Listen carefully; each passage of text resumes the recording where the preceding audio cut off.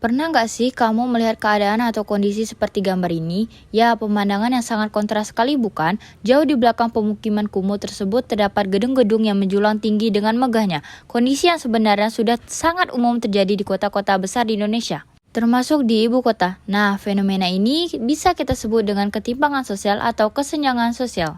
Nah, teman-teman sudah lihat kan ilustrasi ketimpangan sosial tadi?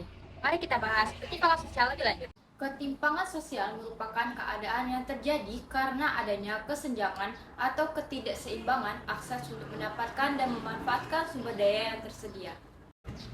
Faktor penyebab ketimpangan sosial yang pertama, ketidaksiapan menerima perubahan. Ketidaksiapan itu dapat terjadi karena dua faktor, yaitu yang pertama faktor kultural, berasal dari nilai-nilai yang dipegang teguh serta adanya sikap mental yang belum siap menerima perbedaan. Contohnya, masyarakat tidak mampu memanfaatkan internet, bisa jadi karena gagal teknologi atau karena tidak mau memanfaatkannya, akibatnya mereka sulit bersaing dan semakin tertinggal. Yang kedua, faktor struktural, suatu keadaan yang dipengaruhi oleh struktur, misalnya pola-pola hubungan antara kelompok dan individu yang terjalin dalam suatu masyarakat. Contohnya, minimnya akses internet membuat masyarakat sulit berkembang.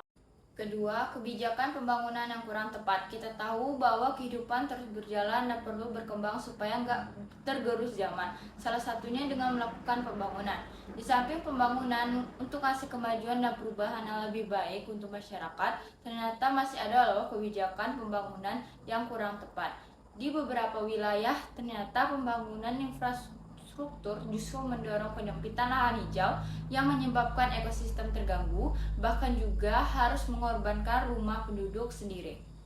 Yang ketiga, tingkat pertumbuhan pembangunan yang tidak merata. Pertumbuhan pembangunan yang enggak merata bisa kita lihat dari kondisi demografis antara perkotaan dan pedesaan.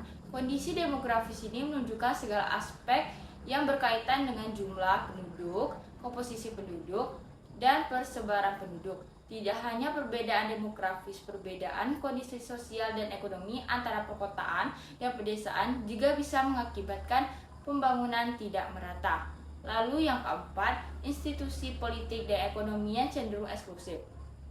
Pemegang kekuasaan punya hak untuk mengubah bangsa ini menjadi lebih baik demi kepentingan bersama. Tapi banyak segelintir orang yang memiliki sikap eksklusif, yaitu cenderung tidak transparan, ingin diutamakan dalam segala hal dan keserakahan, sehingga memanfaatkan kekuasaan dan wewenangnya untuk kepentingan dirinya sendiri. Inilah yang menyebabkan korupsi, kolusi, dan nepotisme atau KKN tidak bisa dihindari. Sikap eksklusif ini merupakan kebalikan dari sikap inklusif. Yang kelima, adanya bias akibat globalisasi. Kerasa banget kan ya, pengaruh globalisasi ini bikin berbagai pekerjaan manusia dimudahkan, terutama karena teknologi. Ternyata untuk menjalankan teknologi itu dibutuhkan orang-orang yang punya pengetahuan dan keterampilan tertentu untuk bisa terlibat dalam produksi. Nah, dari kebutuhan itu akibatnya terjadi bias nih dengan mereka yang nggak punya keterampilan. Gak sedikit juga yang merasakan ketimpangan keterampilan atau skill, penghasilan, perlindungan kerja, dan kesejahteraan antara pekerja terampil dan tidak terampil. Bentuk-bentuk ketimpangan sosial. Yang pertama, ketimpangan antara desa dan kota. Hal ini disebabkan oleh beberapa faktor, yakni kondisi geografi dan tipologi desa yang kurang menguntungkan, menyebabkan mata pencaharian masyarakat desa tidak memiliki banyak alternatif atau pilihan seperti di perkotaan. Program pembangunan masih terlalu fokus pada sektor industri di perkotaan. Akibatnya, angka kemiskinan di desa jauh lebih tinggi daripada di kota. Yang kedua, ketimpangan kualitas sumber daya manusia. Pendidikan berperan dalam pembangunan masyarakat. Sayangnya, tidak semua masyarakat bisa mendapatkan pendidikan yang layak dan berkualitas. Karena tidak bisa memperoleh pendidikan yang layak dan berkualitas, masyarakat yang tinggal di daerah terpencil atau terpelosok akan kalah saing dengan masyarakat yang tinggal di kota. Ketiga, ketimpangan ekonomi antar golongan di masyarakat. Masyarakat yang kurang terampil akan terjebak pada pekerjaan yang upahnya rendah. Akibatnya, mereka tidak bisa memperoleh hidup yang layak. Tingginya pertumbuhan penduduk juga membuat masyarakat semakin sulit untuk mendapatkan pekerjaan. Hal ini diperparah dengan pengaruh urbanisasi yang menyebabkan tidak meratanya persebaran penduduk.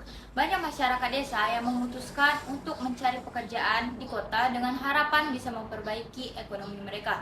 Namun banyaknya pesaing dari kota dan keterbatasan keterampilan yang dimiliki membuat mereka jadi tersingkir. Kondisi terpuruknya mereka tidak memperoleh pekerjaan atau pengangguran dan bernasib lebih buruk dari sebelumnya. Yang keempat, ketimpangan penyebaran aset di kalangan swasta. Aset dapat diartikan sebagai kekayaan yang dimiliki oleh suatu perusahaan. Kekayaan ini bisa berupa benda, seperti bangunan, alat atau mesin produksi, uang tunai, dan sebagainya, atau hak kuasa, hak paten, merek dagang, goodwill, dan sebagainya. Ketimpangan penyebaran aset ini akan menyebabkan usaha-usaha kecil dan menengah sulit untuk berkembang. Bahkan tidak sedikit dari usaha-usaha tersebut harus bangkrut karena minimnya aset dan tidak adanya modal. Yang kelima, ketimpangan antar wilayah dan subwilayah dengan konsentrasi ekonomi yang berpusat pada wilayah perkotaan. Contohnya, kamu pergi ke suatu daerah yang fasilitasnya masih sangat terbatas. Misalnya, daerah yang sulit mendapatkan sinyal, telepon atau internet, penerangan, air bersih, transportasi umum, bahkan jasa antar jemput online pun belum ada. Sementara kamu yang tinggal di daerah yang sudah mudah mendapatkan akses tersebut pasti akan merasa kesusahan karena harus menghadapi keadaan yang tidak biasa. Biasanya daerah-daerah yang letaknya sangat terpelosok yang masih minim akan infrastruktur dan jaringan. Dampak ketimpangan sosial terdiri dari dampak positif dan juga dampak negatif. Dampak positif yang pertama menimbulkan rasa empati antar golongan dalam membantu satu sama lain supaya bisa mendapatkan kesetaraan sebagaimana mestinya. Yang kedua, ketimpangan sosial dapat meminimalisir mental individu yang cepat puas supaya terdorong untuk mempersiapkan diri yang jauh lebih baik.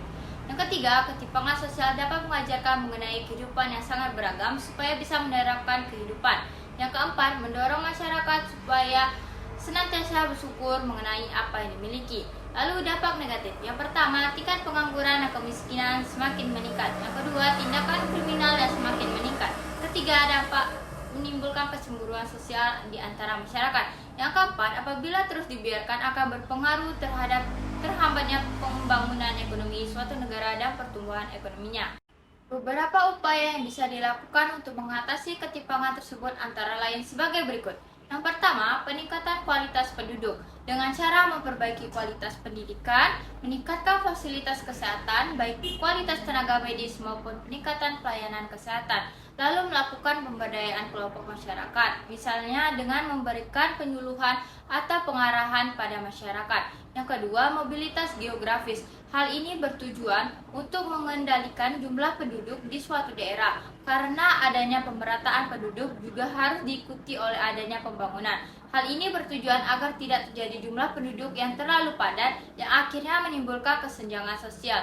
Contoh upaya mobilitas yang umum dilakukan adalah transmigrasi, di mana warga kota di wilayah yang terlalu padat seperti di Jawa berpindah ke wilayah yang lebih sedikit penduduknya seperti di Kalimantan. Upaya ini pernah digalakkan di zaman Presiden Soeharto dan berhasil meningkatkan kualitas ekonomi pelakunya, seperti orang-orang Madura yang berpindah ke Kalimantan. Yang ketiga, menciptakan peluang kerja. Saat ini Indonesia termasuk ke dalam salah satu negara berkembang dengan kepadatan penduduk yang tinggi. Jumlah penduduk yang besar di usia produktif tersebut tidak diimbangi dengan jumlah lapangan pekerjaan, sehingga terjadilah banyak pengangguran. Untuk mengatasi permasalahan tersebut, upaya yang bisa dilakukan adalah menciptakan peluang kerja dengan memanfaatkan kondisi lingkungan sekitar. Saya Rizky Aurelia Putri dari kelas 12 MIPA F.